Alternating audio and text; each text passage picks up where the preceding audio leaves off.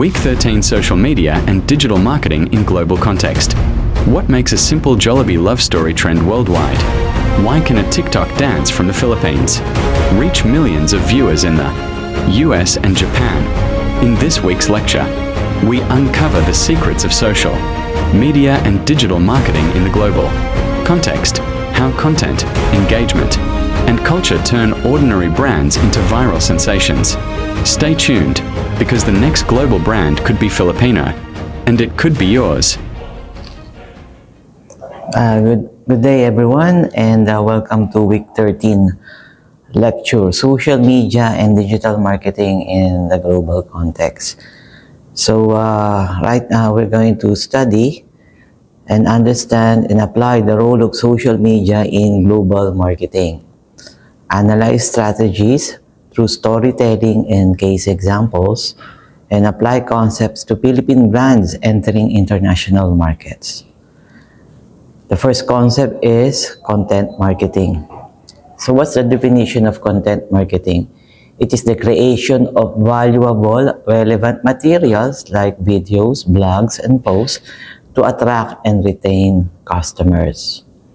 Okay, let's have an example. No? Jollibee's Kwentong Jollibee. Okay, the story plot. So how is it? No? The setup. Jollibee is a Filipino fast food giant facing global players like McDonald's and KFC. So where's the conflict? No?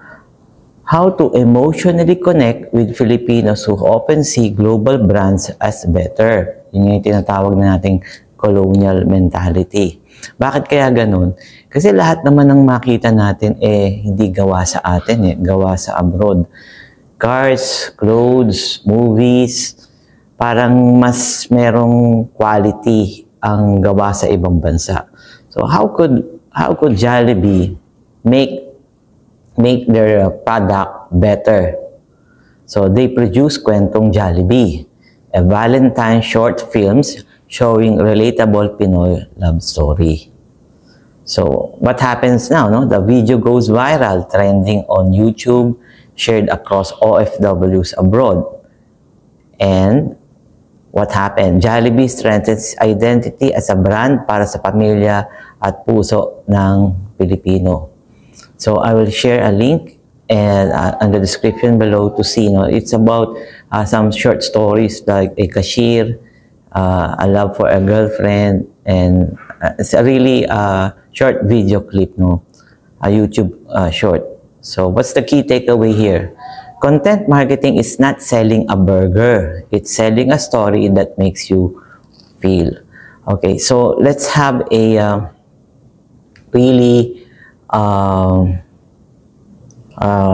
let's analyze why marketing strategy behind Kwentong Jollibee, why it works so well.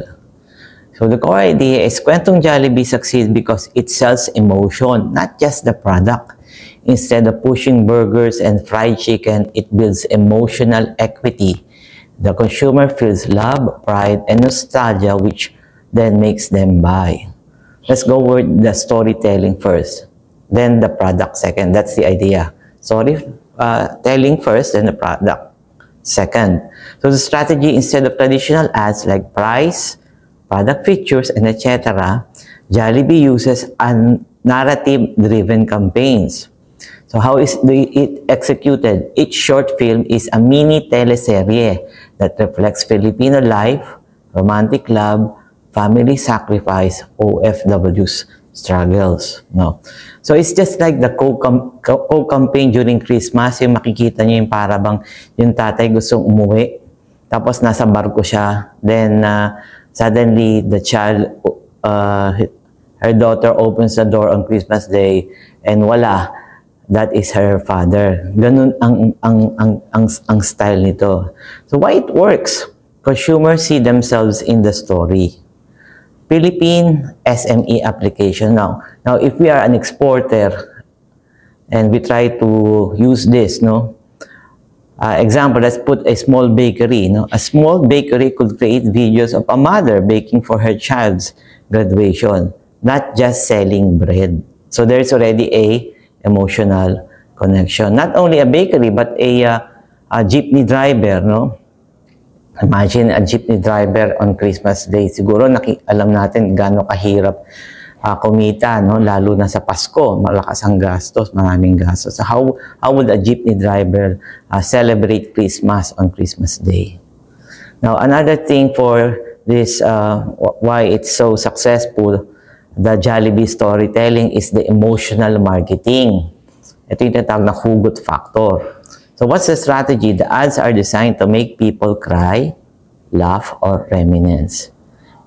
So execution, stories like Wow, The Unrequited Love, and Kahera, Resilience, connect to shared Filipino experience. Why it works? Emotional content is more likely to be shared that goes viral. So how does a SME, an exporter, could use this, no? A local coffee shop could highlight love stories or study struggles of students who always meet at their cafe, di ba? So, pwede itong gamitin, no? In a business, no? The emotional marketing or the hugot factor. So, if you're a local coffee shop, you could highlight love stories or study struggles of students who always what? Study or meet at the cafe. Okay, another concept here, no? In the Jollibee storytelling, no? The cultural resonance that is deeply Filipino. The strategy, Jollibee taps into Filipino values like pamilya, family, pag-ibig, love, sakripisyo, sacrifice. Sa execution, stories highlight OFW's young love, weddings, or everyday sacrifice. Then why it works? Overseas Filipino relate and reinforces Jollibee's image as a taste of home. So if we are a business, a small business, how can we use this? Example, a local handicraft business could tell the story of artisans. Ito yung mga naghahabi, yung mga magagaling gumawa ng handicraft, no? Preserving Filipino heritage while selling globally on Etsy. Okay. Another concept, no? Strategy, social media virality. What's the strategy? Content is optimized for Facebook and YouTube, the Philippines' most used platforms. Execution, short videos, 2 to 5 minutes, hashtag-driven, easy to share. So why it works? It taps into the Filipino habit of sharing hugot content online. So if we are a small business, how do we apply this? A startup clothing line can create TikTok mini dramas around this brand. The shirt I wore on my first date. Yeah. Next is brand consistency. What's the strategy here? Every Valentine's season, audiences expect a new kwentong Jollibee. Yun. So during Valentine's Day, ini-execute nitong Jollibee ito.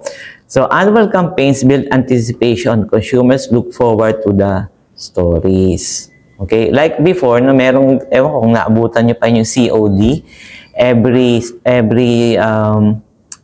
Christmas, meron silang parang Christmas display do sa harap ng building.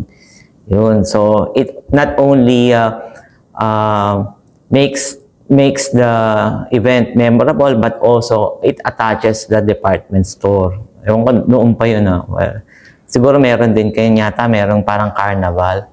Okay, why it works? Predictability builds brand tradition, making Jollibee part of Filipino culture. So how can we apply this to a small business? A small brand could create annual or seasonal campaigns like a Christmas story at every year. Okay, so why it succeed? Let's understand the framework. Why does the Jollibee Kwento strategy succeeds? So make the marketing theory behind that. First, we have a theory of what we call the AIDA, attention, interest, desire, action. So first, we get the attention or the viral release. Then the interest, relatable plot. And then the D or desire, emotional pull. And the action, visit Jollibee with loved ones. So that is the another what? Explanation or theory why it works, the AIDA. First, we get the attention, the interest, desire, and action through the story. Another theory is the Maslow hierarchy. Jollibee taps into love, belonging, and esteem needs beyond food. Diba? Galing, no? Next is the brand equity theory. Okay, positive emotions are linked to the brand, meaning, therefore, stronger loyalty. So if you have positive emotions with Jollibee, it reminds you of being good, of your family, it becomes what? Your personality. It relates to your personality, your positive trait, then it becomes a stronger brand, no? Stronger connection, stronger loyalty to the brand. So application for SME going global. As Filipino SMCs can model kwentong Jollibee by, number 1, telling authentic stories instead of pushing hard sell ads. Next, highlighting cultural uniqueness. Filipino warmth, bayanihan, family values. Next, leveraging digital platforms like YouTube Shorts, TikTok, Instagram, and Reels. Next is building tradition. Yearly themes, monthly series like Jollibee, no, every Valentine's Day meron sila, so inaabangan na yan.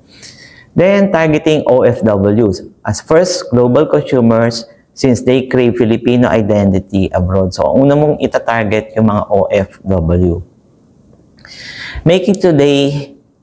Marketing today is no longer just about the product.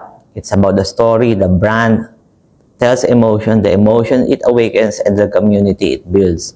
Kwentong Jollibee is proof that even in fast-paced digital world, the most powerful marketing strategy remains timeless. Touch the heart. Next, the wallet will follow. Okay, so that's the explanation of why kwentong Jollibee is really really very effective, no? It's so successful. Okay, so now let's go now to engagement. So ito yung una is content marketing. Ito nga yung very successful to explain the content marketing is the kwentong Jollibee. Now, if you want to go use social media and digital marketing, the first thing you have to do is what is your content, or in our case, content marketing. The next question is engagement. How do we engage using this social media? So the two-way interaction between brand and consumer on digital platforms like comments, likes, shares, and challenges. So this is the engagement. There must be likes, many likes or comments or shares, diba?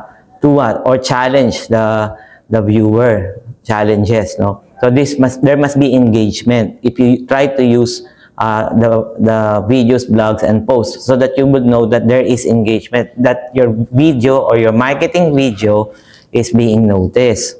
So, an example of this is a Globe Telecom hashtag campaign, no? Ito yung engagement, no?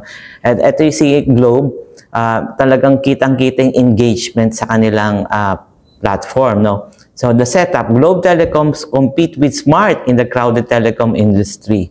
So, where's the conflict? How to stand out in the clutter of promos and ads. Isipin mo, Globe, Smart, so kanya-kanya sila, no?